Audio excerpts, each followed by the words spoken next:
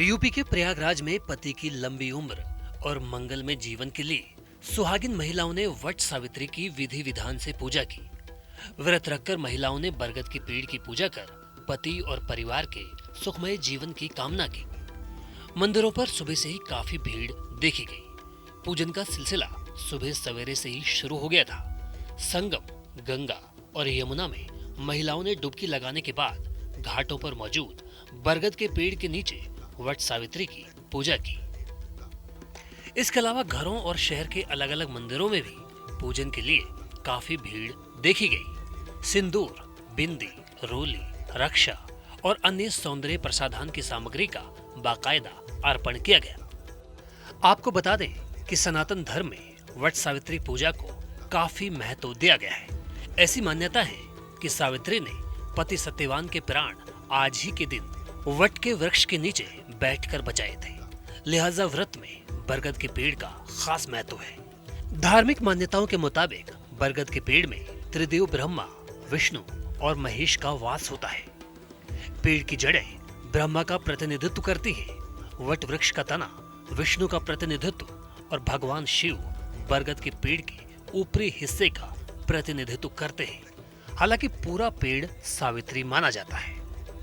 ऐसा भी माना जाता है कि इस पवित्र पेड़ के नीचे पूजा करने से भक्तों की तमाम मनोकामनाएं पूरी हो जाती हैं।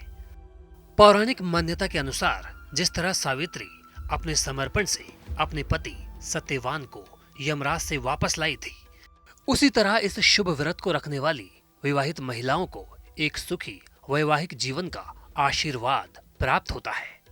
इस दिन सुबह जल्दी स्नान करने के बाद विवाहित महिलाएं दुल्हन के रूप में तैयार होकर अपने माथे पर सिंदूर लगाती हैं। ये वट सावित्री व्रत है।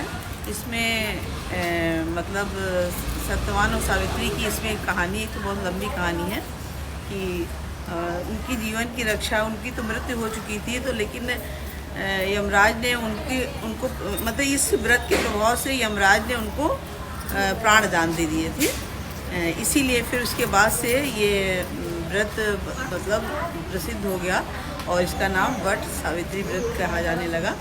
और इसीलिए इसी दिन स्त्रियां अपना व्रत भी रखती हैं और पति के लिए, उनकी दीर्घायु के लिए।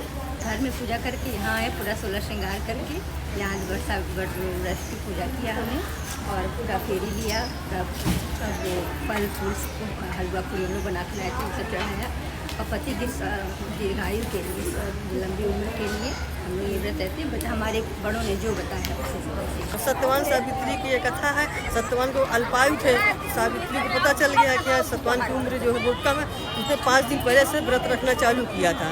तो पेड़ के नीचे जब सत्यवान लेट गए, लकड़ी काटने गए थे, तो सत्यवान लेट गए तो सावित्री को बेहोश हो गए। सावित्री को पता चल गया कि हाँ वो सती सावित्री थी, तो उसको यमराज को दिखाई पड़ गए। तो यमराज के पीछे पीछे वो चल दी, आगे गई तो यमराज क्यों आ रही, तो कहा हमें हमारे पति चाहिए। तो कहा वरदान कोई मांगो, तो हमें पुत्रवती का वरदान दो। तो पुत्रवती का वरदान दे दिया यमराज।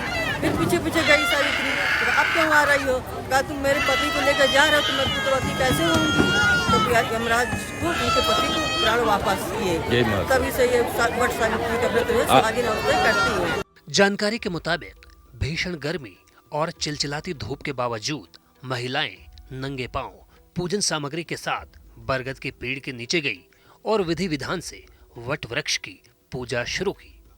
बरगद के पेड़ पर चावल और फूल अर्पित किए गए।